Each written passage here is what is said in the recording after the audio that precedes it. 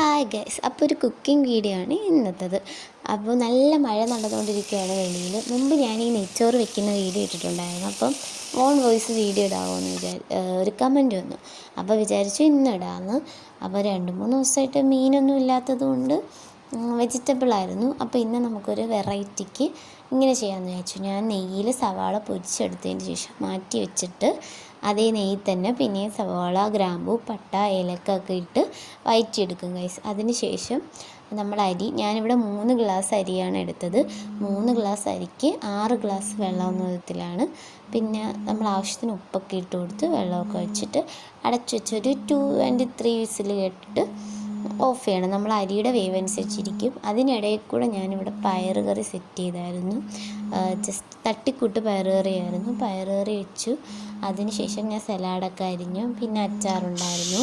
പപ്പടമൊക്കെ ലാസ്റ്റാണ് പൊരിക്കുന്നത്. അപ്പം നമ്മുടെ നെയ്ച്ചോറ് റെഡി ആയിരിക്കുകയാണ്.